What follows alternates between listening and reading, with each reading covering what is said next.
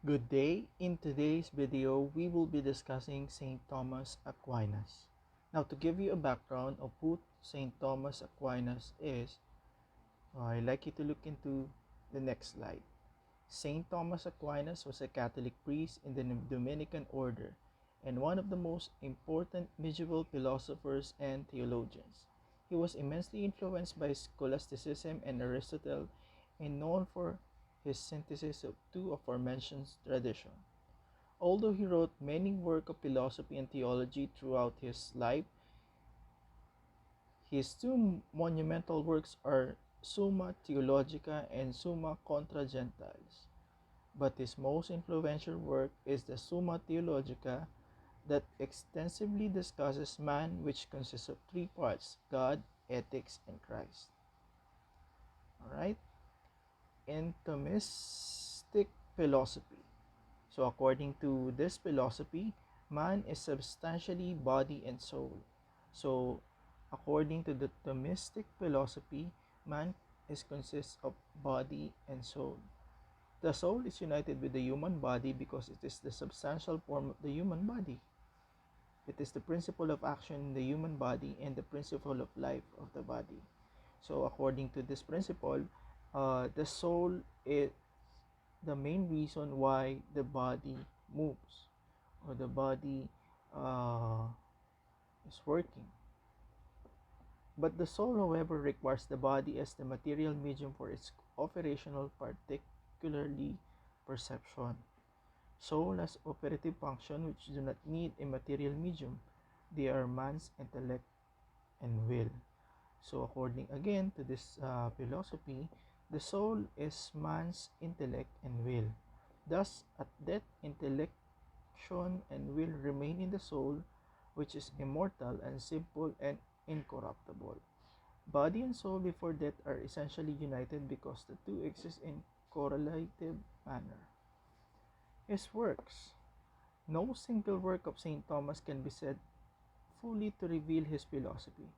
His work may be classified according to their forms and purpose. The principal ones are Commentary in the Sentences, a series of public lectures during 1254 and 1256. His earlier greatest work, Seven Questions Disputate, is actually a public debate in 1256 to 1272. Philosophical commentaries on Aristotle's Physics, Metaphysics, the Enigma, Ethics, parts of the interpretation, and the posterior analytics. Treatises on many subjects, including the Summa Contra Gentiles, and most important of all, the Summa Theologica. In incomplete but systematic exposition of the philosophical principle. St. Thomas' philosophy is avowed Aristotelian. The methods and distinction of Aristotle are adapted to revelation. So, here's the deal. According to St. Aquinas, all acts of virtue are prescribed by the natural law, since each one's reason naturally dictates to him to act virtuously. But if we seek virtuous act, consider in themselves neither proper species, thus not all virtuous acts are prescribed by the natural law.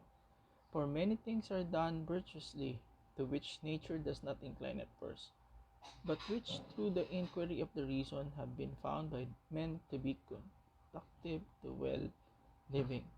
So according to St. Thomas Aquinas, all acts of virtues are prescribed by the natural law.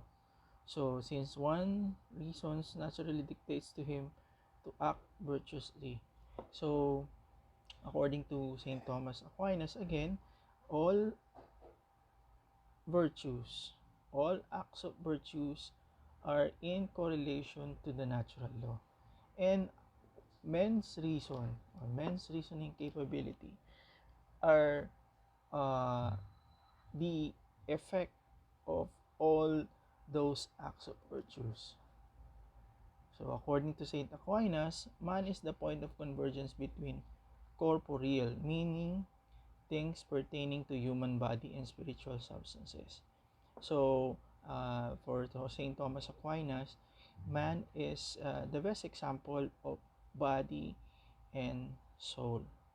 In other words, man is one substance, body, and soul. In Thomistic physics, man is substantial unity of body and soul.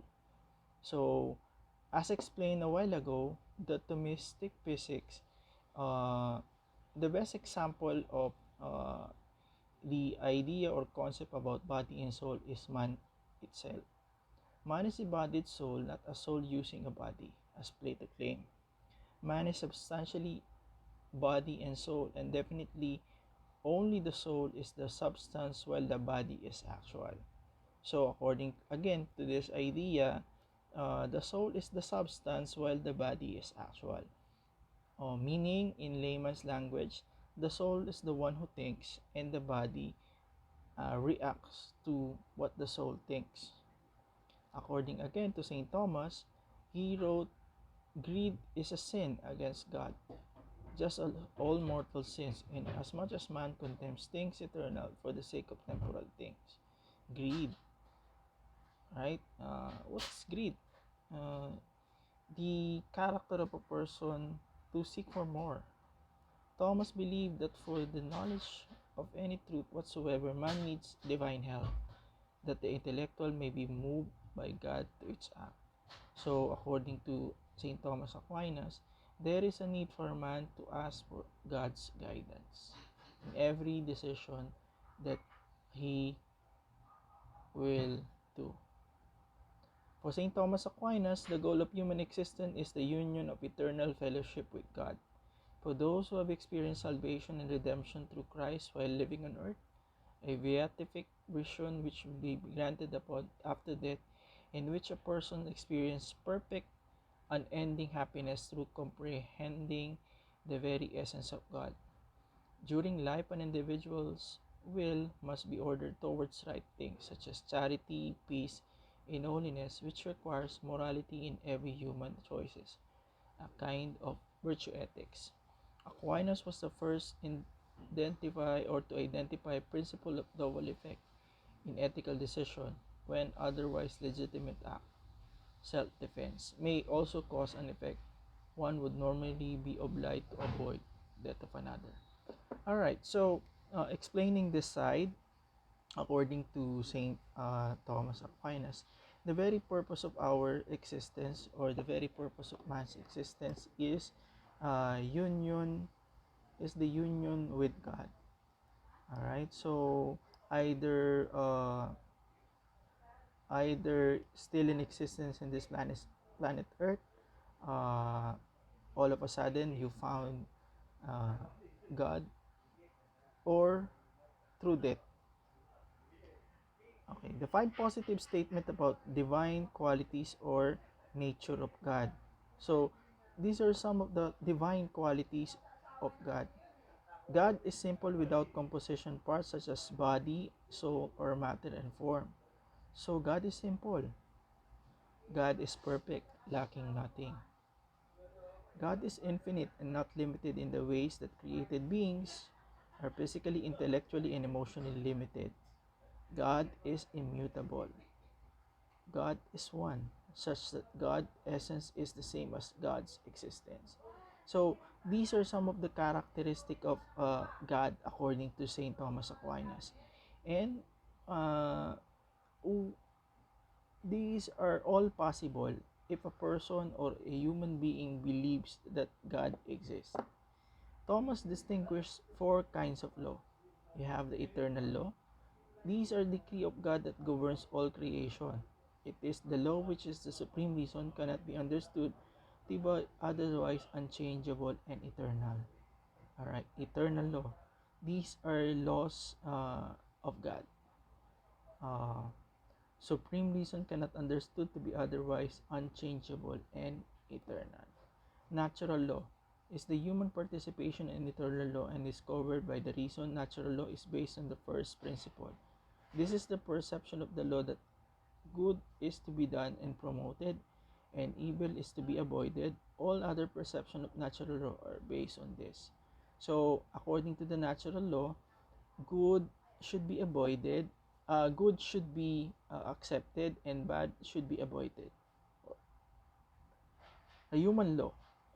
the natural law applied by governments to societies. So, when we talk about human law, these are laws applied to our human society. And of course, you have the divine law, the specially revealed law in the scriptures. These are laws that are written in the Bible. Alright, next we have the 5 rational proofs for the existence of God, the Quanque Way, or the 5 ways. Now, if you believe in God, this is for you. The argument of the unmoved mover, ex moto. Everything that is moved by a mover. Therefore, there is an unmoved mover from whom all the motion proceeds, which is God. So, unmoved mover. So, God is unmovable. The argument of the first cause. Everything that is caused by something else. Therefore, there must be a cause of all cause, which is God. So, if it is unexplainable, then it's probably, or if science cannot explain it, then there is a reason that God can only explain the thing. Argument from contingency, ex contingentia. There are contingents being the universe which may either exist or not exist, as it is impossible for everything in the universe to be contingent. So there must be necessary being whose existence is not contingent on any other being, which is God. So argument of contingency. There is only one being that, and there is only one God, and that is God Himself. The argument from degree, ex gradu. There are various degrees of perfection which may be found throughout the universe. So there must be pinnacles of perfection from which lesser degree perfection derived, which is God. So, according to this concept, God is perfect. The teleological argument, or argument from design.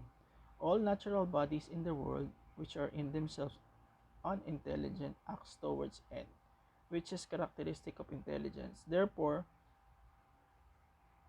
there must be an intelligent being that guides all natural bodies towards their end, which is God. So, again, according to this concept, all intelligent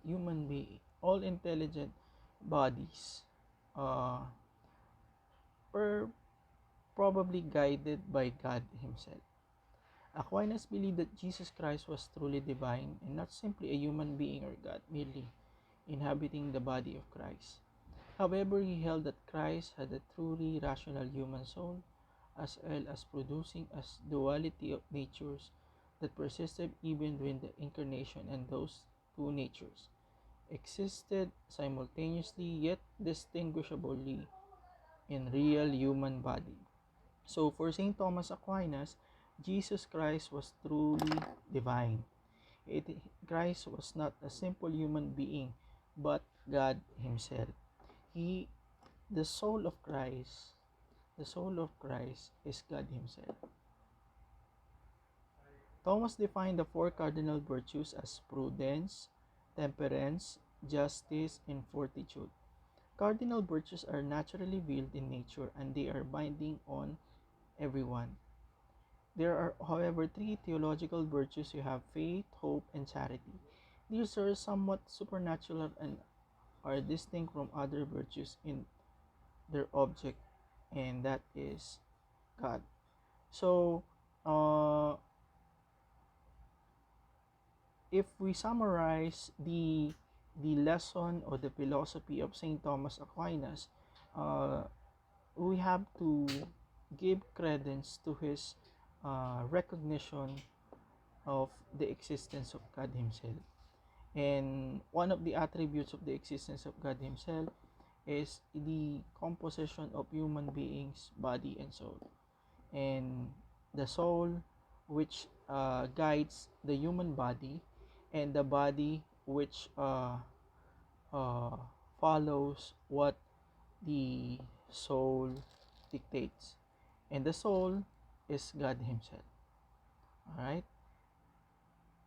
With that, class dismissed. Bye.